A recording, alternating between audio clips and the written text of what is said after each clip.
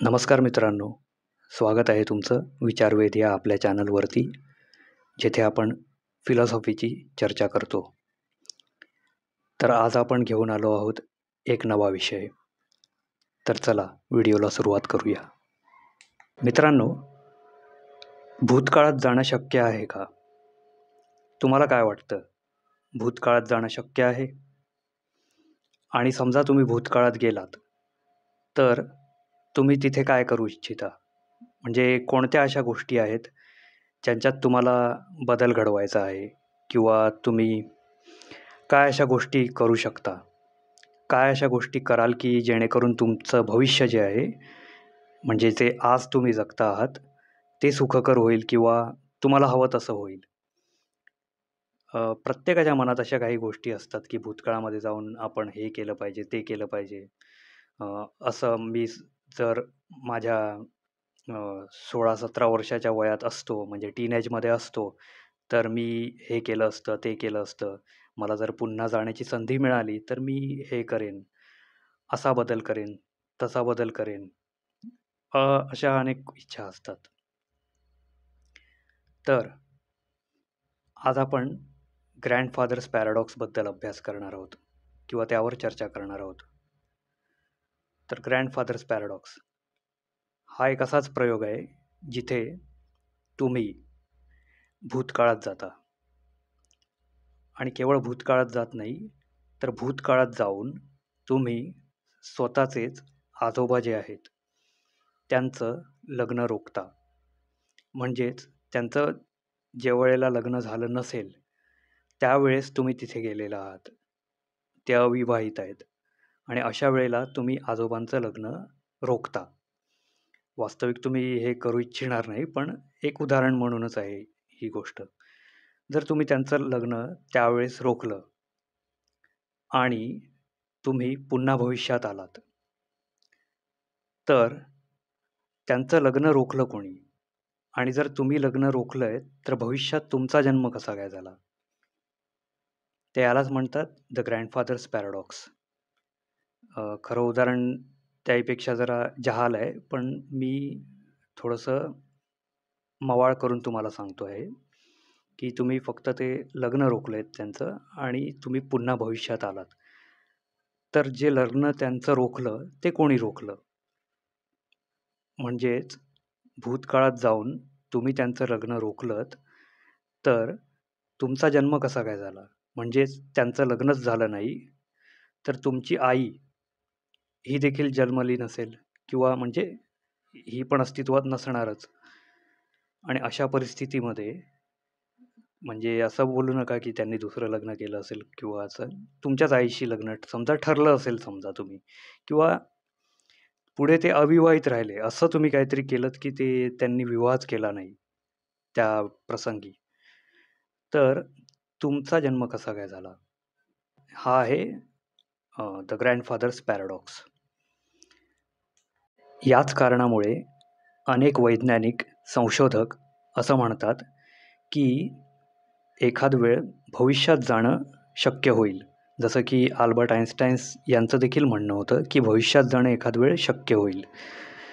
पण भूतकाळात जाणं, यामागे ह्या पद्धतीच्या तार्किक अडचणी आहेत. कारण की जर हे शक्य असतं, तर तुम्हीच विचार करा, आत्तापर्यंत कोणीतरी भूतकाळात आलं असतं. पण आजपर्यंत कोणीही भूतकाळात आलेलं आपल्याला, म्हणजे अशा काही दंतकथा किंवा बोगस स्टोरीज खूप आहेत. पण असं ठोस कोणी आत्ता आलेलं आहे भूतकाळात भविष्यातून, असं माझ्या तरी ऐकिवात नाही आहे. तुमच्या काही असेल तर मला नक्की कळवा कमेंट्समध्ये, पण असं शक्य नाही आहे. पण भविष्यात जाणं कदाचित शक्य आहे, असं अनेक संशोधक सांगतात.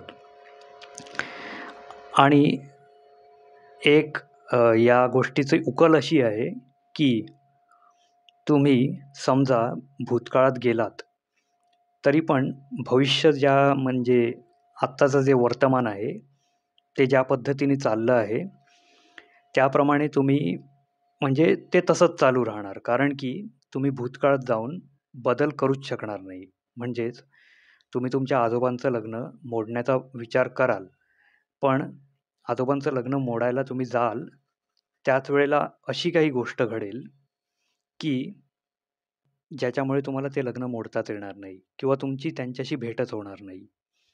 किंवा काही ना काही असं घडेल, की ज्या कारणामुळे वर्तमान जो आहे, तो बदलता येणार नाही. म्हणजे जे घडतंय, ती टाईमलाईन तशीच्या तशीच राहील, असं म्हटलं जातं. म्हणजे या गोष्टी आपोआप अ, अशा घडतील, की तुमचं वर्तमान जे आहे, ते तसंच राहील आणि भूतकाळात काहीही बदल होणार नाही. दुसरी एक थिअरी असं सांगते, की मेनी वर्ल्ड्स थिअरी म्हणजे मेनी वर्ल्ड्स म्हणजे अनेक जग आहेत, असं सांगितलं जातं. म्हणजेच तुम्ही जर त्या काळात जाऊन आजोबांच्या विश्वामध्ये बदल केलात, तर असं होऊ शकतं, की त्या जगामध्ये त्यांचा बदल जो आहे, त्यानुसारच त्या गोष्टी घडतील पुढपर्यंत. पण तुमचं जे वर्तमान जग जे चाललं आहे, ती एक दुसरीच टाईमलाईन आहे. म्हणजे ते दुसरंच एक जग आहे. त्याच्यात काडीमात्रही बदल होणार नाही. म्हणजे तुम्ही पुन्हा जर तुमच्या जगात परत याल, तेव्हा तिथे काही बदल घडलेला नसणार आहे. पण त्या विश्वात मात्र बदल घडला असेल. म्हणजे मेनी वर्ल्ड्स म्हणजे समजा 2 जग आहेत. असं इथे आपण 2 घेऊया. 2 जग आहेत.